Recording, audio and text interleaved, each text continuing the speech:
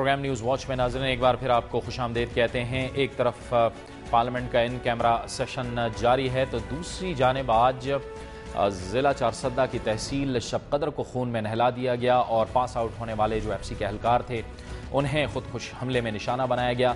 70 اہلکاروں سمیت 80 افراد ان دو خودکش حملوں میں جاں بحق ہوئے۔ اس حوالے سے آپ کو ایک رپورٹ دکھاتے ہیں۔ ایف سی اہلکار پاس آؤٹ ہونے کے بعد بڑے قافلے کی شکل میں گھروں کو جا رہے تھے۔ صبح 6 بجے کے قریب موٹر سائیکل سوار خودکش حملہ آور نے ایف سی کی گاڑیوں کے قریب آ کر دھماکہ کر دیا جس سے کئی ایف سی اہلکار شہید ہو گئے۔ دھماکے سے ایف سی کے اہلکاروں کو لے جانے والی 12 گاڑیاں بھی تباہ ہو گئیں۔ دوسرے اہلکاروں نے امدادی سرگرمیاں شروع کر دیں۔ چند منٹ بعد دوسرے خودکش حملہ آور نے ان کے درمیان آ کر خود کو دھماکے سے اڑا لیا۔ عینی شاہدین کے مطابق دھماکوں کے بعد ہر طرف دھواں چھا گیا۔ بہت زوردار دھماکہ تھا، لوگوں کی کانیں بند ہو گئے، دماغ بالکل خراب ہو گیا، اتنا دھواں اٹھ گیا نا کہ کچھ نظر نہیں آ رہا تھا۔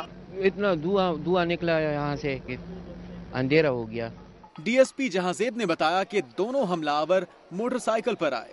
ایک نے پہلے آپ کو اڑا دیا، دوسرا وہ مارکیٹ میں چھپ گیا تھا۔ جب دوسرا دھماکہ اور جب لوگ جمع ہو گئے، اہلکار جمع ہو گئے تو انہوں نے پھر دوسرا بھی واقعہ انہوں نے اپنے آپ کو اڑا دیا۔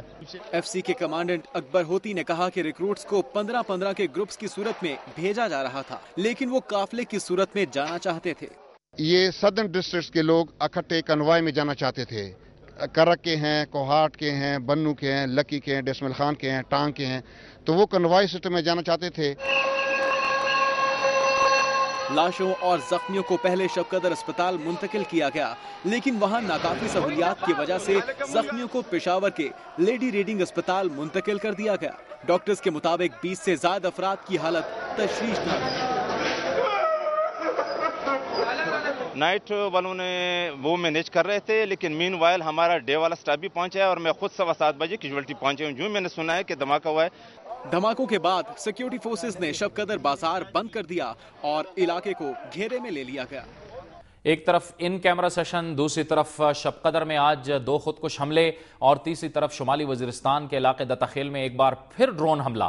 اس کا کیا مطلب لیا جا سکتا ہے، اسی پر بات کرنے کے لیے میں جوائن کیا ہے ٹیلی فون لائن پر پاکستان تحریک انصاف کے چیئرمین جناب عمران خان نے۔ بہت شکریہ خان صاحب، آپ کو خوش آمدید کہتے ہیں۔ خان صاحب، آج کا دن ظاہر ہے پاکستان کے لیے بڑا اہم دن ہے لیکن کچھ اچھی خبریں بھی نہیں ہیں۔ ایک طرف ان کیمرہ سیشن ہو رہا ہے، آپ کی جماعت نے بھی آج احتجاج کیا ہے اسلام آباد میں، دوسری طرف شب قدر میں لوگوں کو خون سے نہلا دیا گیا اور اس کے بعد ایک بار پھر ڈرون حملہ ہوا ہے۔ یہ کس طرف جا رہے ہیں ہم لوگ؟ جاوید، یہ اسی طرف جا رہے ہیں جس طرف ہم نے جانا تھا جب ہم نے کسی اور کی جنگ کو اپنایا اور ہماری یہ جو صاحب اقتدار ہیں انہوں نے فریب اور جھوٹ بول کے لوگوں کو بتایا کہ یہ ہماری جنگ ہے، اصل میں ڈالروں کے پیچھے۔ اس کا آخر میں یہ نتیجہ نکلنا ہی تھا کہ پاکستانی عوام کا خون ہو رہا ہے، ہماری معیشت برباد ہو چکی ہے، غربت بڑھ چکی ہے، بے روزگاری ہے، مہنگائی ہے، گیس نہیں ہے، بجلی نہیں ہے، عوام تو بالکل بربادی کی طرف جا رہی ہے۔ لیکن جو لوگ جنہوں نے ہمیں اس جنگ کی طرف لے کے گئے تھے اور ان کے آپ حالات دیکھیں، محلوں میں رہ رہے ہیں، باہر بینک اکاؤنٹس ہیں، امیر ہو رہے ہیں، یو ایس ایڈ سے فائدہ کس کو ہو رہا ہے آپ سب جانتے ہیں۔ تو پاکستانی عوام اگر اسی طرح بھیڑ بکریوں کی طرح یہ سہتی رہے گی، ایسے ہی چلتے رہیں گے ہم 7 سال سے لگے ہوئے ہیں، میری جماعت سب سے آگے ہے، کہتی جا رہی ہے کہ یہ جس راستے پہ ہم جا رہے ہیں پاکستان کے لیے خودکشی ہے۔ اب آپ کے سامنے ہے کہ ایک طرف ڈرون اٹیک سے پاکستانی مر رہے ہیں، دوسری طرف انتہا پسند پاکستانیوں کو مار رہے ہیں، ہر جگہ غریب پاکستانی مر رہا ہے، عام عوام مر رہی ہے، لیکن یہ بڑے بڑے محلوں والے ان کے پاس سیکیورٹی گارڈز بھی ہیں، لیڈ فورسز بھی ہیں۔ تو کب پاکستانی قوم فیصلہ کرے گی کہ ہم ایک نیا راستہ چاہتے ہیں، ہم کسی کی جنگ میں ملوث نہیں ہونا چاہتے؟ اور میں جاوید آپ کو یقین سے دلاتا ہوں کہ جس دن ہم نے اس کو اپنی جنگ بنا لیا ہم یہ جنگ جیت جائیں گے۔ جب تک ہم ڈالر لے کے یہ لگے گا کہ ہم امریکی ایجنٹس ہیں، ہماری فوج پیسے لے کے امریکہ کی جنگ لڑ رہی ہے، ہماری سیکیورٹی فورسز، اسی طرح ہی آپ خون دیکھتے رہیں گے اور اسی طرح ہی مذمتیں سنتے رہیں گے۔ خان صاحب، یہ اب فیصلہ تو کرنا ہوگا۔ آپ نے پہلے بھی ایک دھرنا دیا پشاور میں، بڑے لوگ آئے ان ڈرون حملوں کے خلاف، یہ سلسلہ ڈرون حملوں کا اب بھی جاری ہے، آپ نے 21-22 کو بھی اعلان کر رکھا ہے۔ कुछ फैसला तो करना होगा हमें, अपने दुश्मन को अब तो ज़ाहिर स्पेसिफाई करना होगा। जावेद देखें, अमेरिका समझ रहा है कि ये लोग भेड़ बकरियां हैं। वो इसलिए समझता है कि यहाँ के हुक्मरानों ने अमेरिका को ये दिलासा दिया हुआ है कि आप फिक्र ना करें, आप हमें डॉलर देते रहें, हम मजम्मत भी करते रहेंगे लेकिन इन भेड़ बकरियों को संभाल लेंगे। मैं पाकिस्तानी कौम को अपील करता हूं कि अगर उन्होंने इंसानों की तरह रहना है तो अपने हकूक के लिए अवाम को खड़ा होना पड़ेगा। इसलिए धरने का ऐलान दिया है। धरने से हो सकता है कुछ फर्क ना पड़े, लेकिन कम से कम हम अपना फर्ज तो अदा करेंगे अपने लोगों की तरफ कि क्यों हम किसी की जंग में शिरकत करें, क्यों वो भी हमें मारें और हमारे या इंतहा पसंद भी हमें मारें और पाकिस्तानी बर्बादी की तरफ जाए। और ये थोड़े से लोग ऊपर बैठ के कर्जे भी लेते रहे, कर्जों से अपने बाहर स्विस बैंक्स और बड़े बड़े महलात बनाते रहें और बड़े महलों में यहां भी रहें। हम क्यों कब तक ये सहते रहेंगे? इसलिए ड्रोन ये जो हमारा धरना है, मैं सारी कौम को अपील करता हूं कि निकलेंगे। जब तक अवाम अपने हकूक के लिए खड़ी नहीं होगी, मैं आपको यकीन दिलाता हूं कि आज से 2 साल के बाद भी शायद हालात और बिगड़े हुए हों और हम इसी तरह ही बैठे रहेंगे और तमाशा देखते रहेंगे। खान साहब, आप समझते हैं कि अगर हम इस कदर आगे न जाते तो आज हालात इस नहज पे न पहुंचते? देखें जावेद, ये हमारी जंग नहीं थी।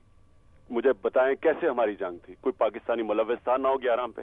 क्या अलकायदा क्या पाकिस्तान ने ट्रेन की थी? क्या पाकिस्तान में थी? नहीं, अफगानिस्तान में थी। वो तो तोरा बोरा के बाद उनके कई लोग पाकिस्तान में आए। तो मैं अभी तक ये समझना चाहता हूं कि आज 34,000 पाकिस्तानी किस लिए मरा है।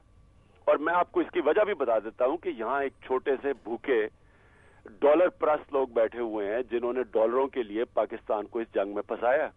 अब डॉलरों का मैं फिर से कहता हूं कि फायदा पाकिस्तानी अवाम को नहीं हो रहा, लेकिन पाकिस्तानी अवाम इसकी एक बहुत भारी कीमत अदा कर रही है किसी और की जंग में मुलव्वस होने में।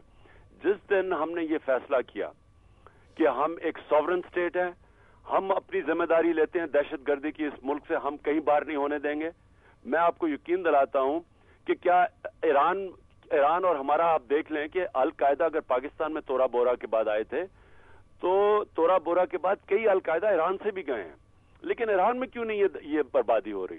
क्योंकि ईरान की गवर्नमेंट अमेरिका से डॉलर लेके अमेरिका के एजेंट नहीं समझे जाते। वहां कोई दहशतगर्दी नहीं है, वो एक इंडिपेंडेंट सॉवरेन गवर्नमेंट है।